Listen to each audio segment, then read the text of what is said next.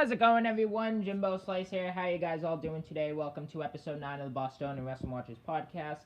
I am joined by my friend Bobby. Hey.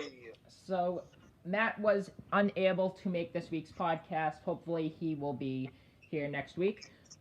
So, before we get on with the podcast today, Bostonian Wrestling Watchers podcast would like to pay our respects to the WWE Hall of Fame ring announcer Howard Finkel. We are saddened by the news of his recent passing just a couple days ago. He will be dearly missed, and we would like to pay a 10-second moment of silence to this Hall of Fame legend.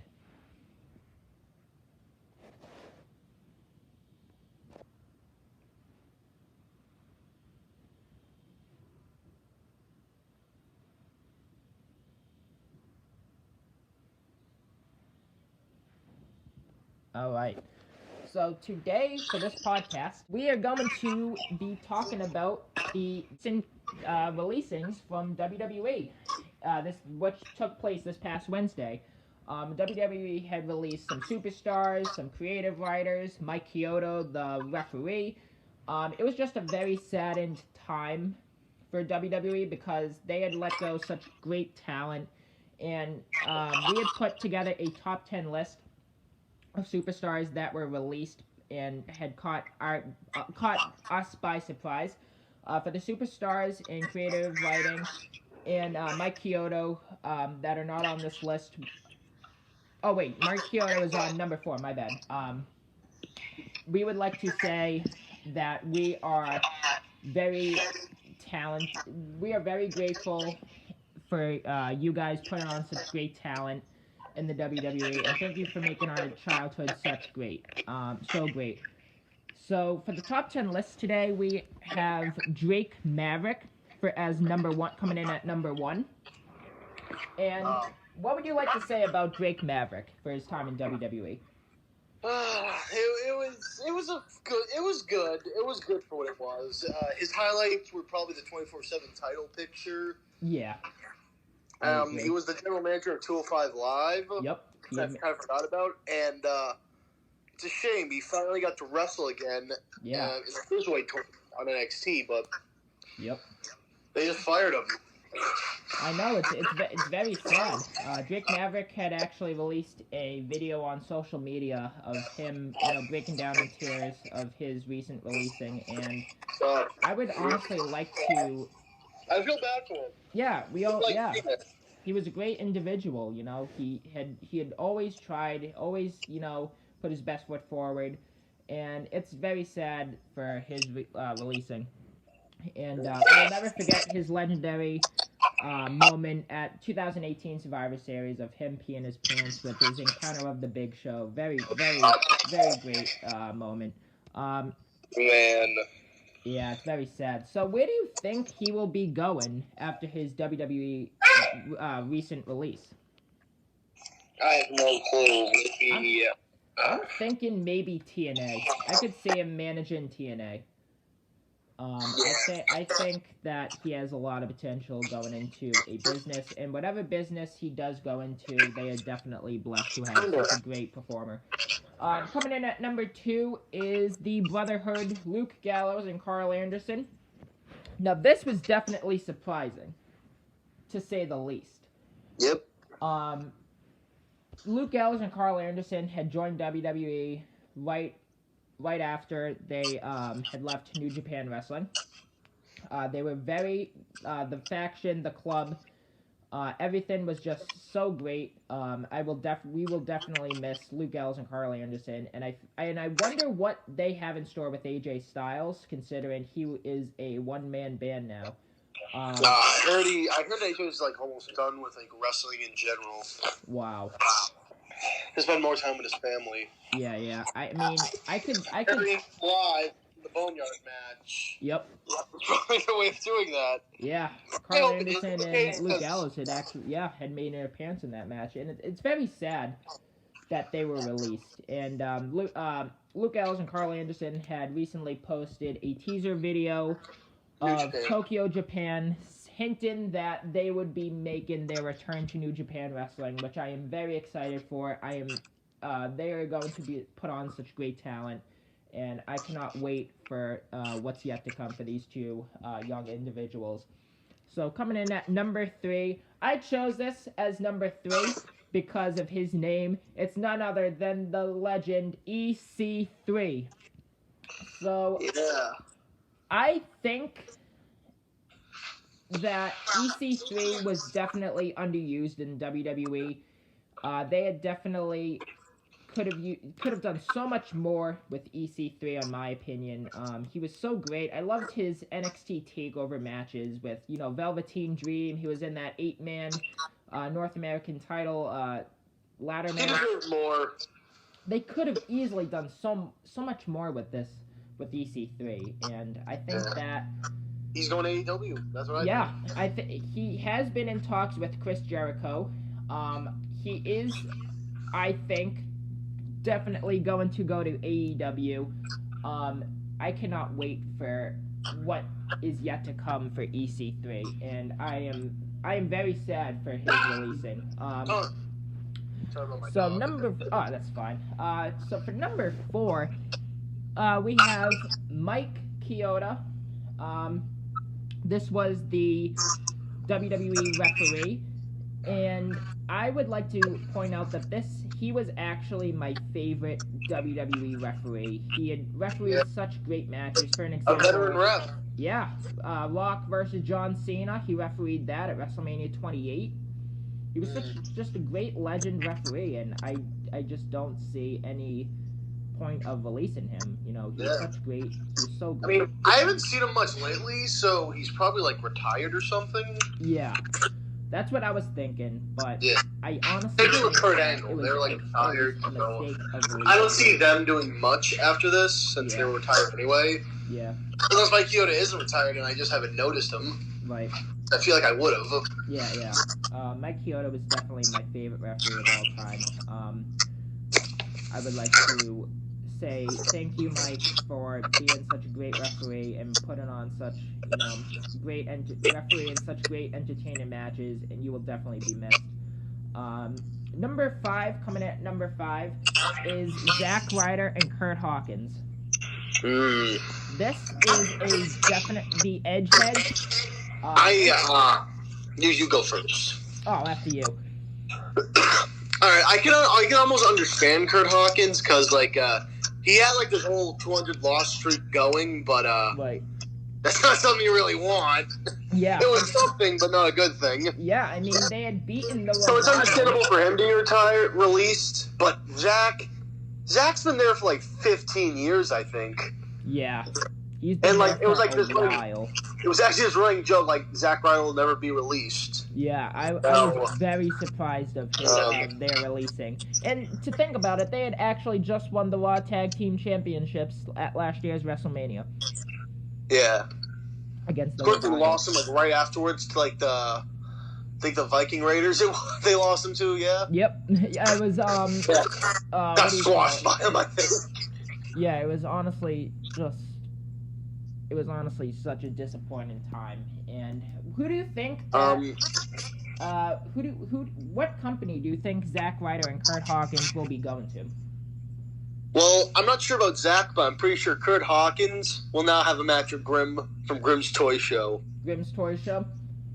Shout out to Grimm's Toy Show. You ever heard, like, the saying Hawkins fears Grimm? Oh, that's right. Shout out to Grimm's Toy Show. Shout out to Grimm's They can Toy finally Show. have their long-awaited match. Such a great channel. He's released from WWE. Yeah. Oh, my goodness. And Hawkins has his whole Create a Pro Wrestling School that shows events, so maybe he can do that. Yeah. Definitely. And maybe Zack can go with him, or even AEW if they want him. I mean, Kurt Hawkins and Zack Ryder are definitely... Zack Ryder I used to love watching as a kid. I loved his John Cena and Eve and Kane storyline back in 2000. I disagree with that, because I feel like Zack Ryder's made to look like a loser throughout that whole storyline. Yeah, that's true. I mean, Zack Ryder... Like he was thrown off the stage, his girlfriend cheated on him right in front of him while he was in the wheelchair. It was and he lost the United States title. It was... To Jack Swagger, yep. It's kind of depressing. Yeah. When he made his YouTube channel, that was great. Yeah. It was definitely... So, yeah, I'm pretty sure, all these guys not just Zack Ryder or Kurt Hawkins, but pretty much everyone will probably have a good future because they're fresh off WWE. Of course, people are gonna want them. Exactly. They're fresh off. Right. I really hope that Zack Ryder and Kurt Hawkins are not done wrestling because they still have a lot of fuel left in the tank, and I'm just hoping for Kurt Hawkins versus Grimm. Yeah. The match we've been waiting for years. Oh man, I would love to see that. It's awesome. And it'll be a 6-star classic. Oh, without a doubt. Yeah. So, once again, shout out to Grimm's Toy Show. Oh, without a doubt. All right. Coming in at number 6 is Heath Slater. Now, I don't think he's done with the WWE just because he was released. I think he's coming back. Bobby, you had made a great point. You had told me a couple days ago that this had happened with Drew McIntyre and Jinder Mahal. The only thing he's still got to do is get ripped. Yes. Now, what happened with Drew and Jinder Mahal was they signed with WWE. They were a jobber. They left WWE, and they came back ripped and won the WWE Championship. That happened with Drew McIntyre. That happened with Jinder Mahal. Could this happen with Heath Slater? Who knows? I personally think yes. He will be coming back to WWE. I kind of want that to happen now. Yes. I kind of want that to happen. I love Heath. He's hilarious. Heith Slater. I got kids. I was definitely. This was one of the most disappointing superstars that caught my attention. That were released. Heath Slater has won the NXT. He was in Nexus back in 2010. He was with Rhino. He was one of the first ever SmackDown Tag Team Champions. One half with Rhino. And he just has such a great career in WWE, and I really hope that he is not done with the wrestling business. Even if he goes on to TNA, AEW, some company for the next couple years, I don't really think that he's done with the wrestling industry. I just think that he is not done with WWE in the future. He will be coming back. Coming in at number 7 is Rusev. Now, this one I'm really disappointed of. Rusev. AEW. I could see Rusev in AEW. Rusev was definitely a underrated superstar. I really liked Rusev. I really liked him. His NXT run, his feud with John Cena, the United States Championship. They really made him look like a dominant Rusev Day. Oh, of course, with Aiden English, such a great team together. I think that he had a lot of build up to his character, and I really hope that Rusev will be returning to WWE in a couple years from now.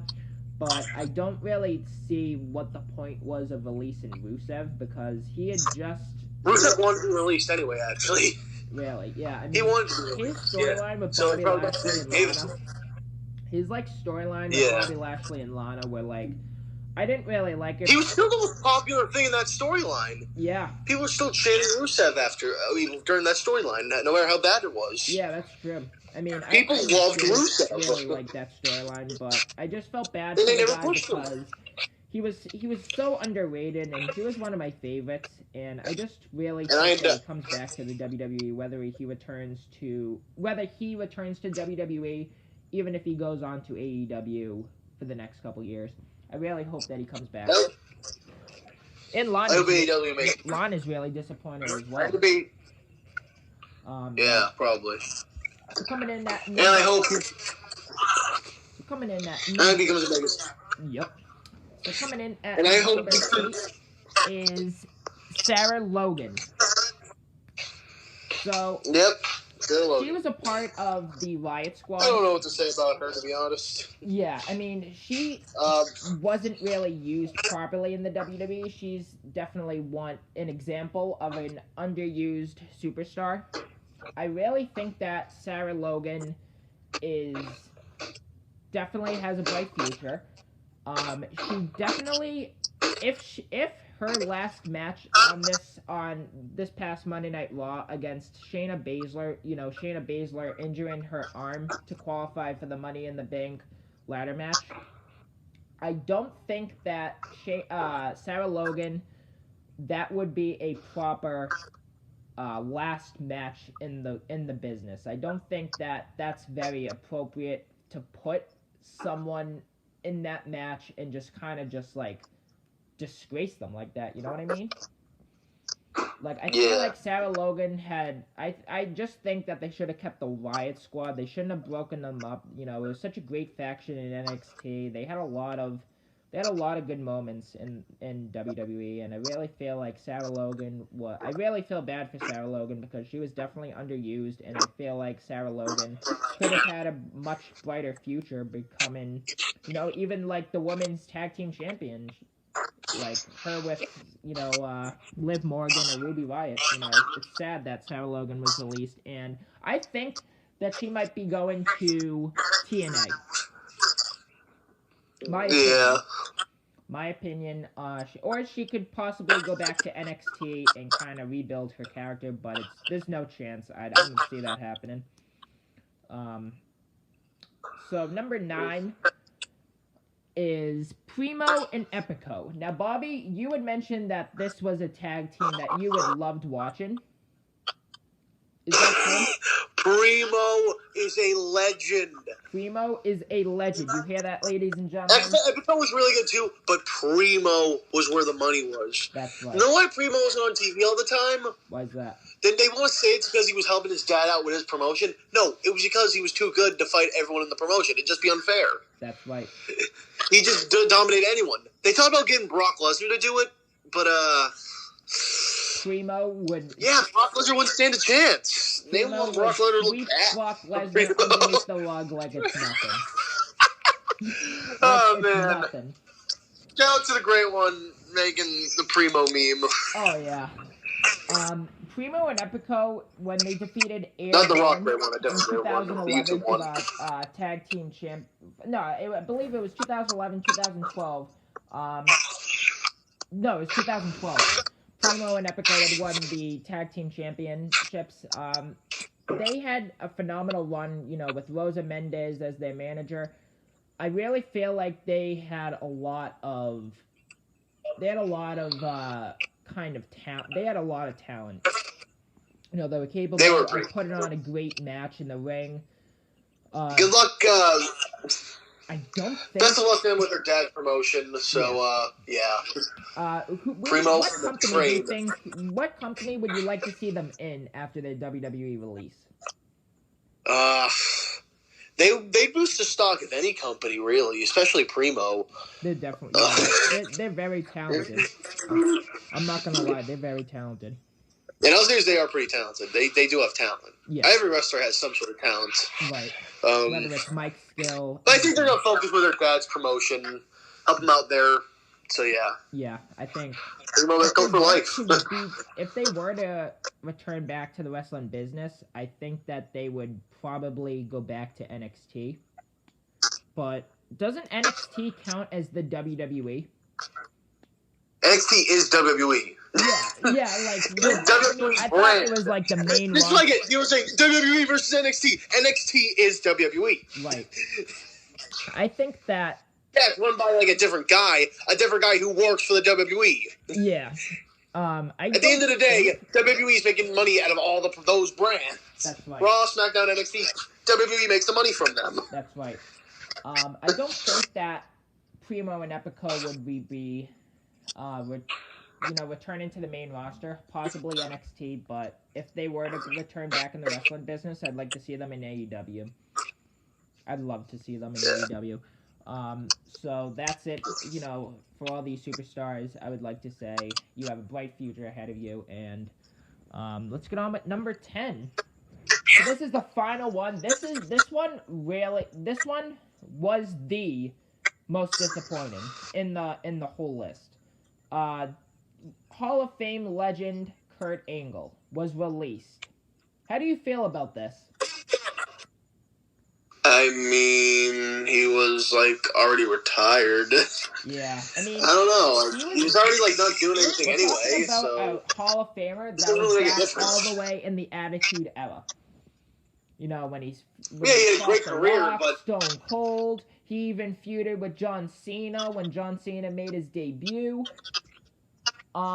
he was a legend. He was a legend, and it really hurts me to say that he is released from WWE. And I could see him.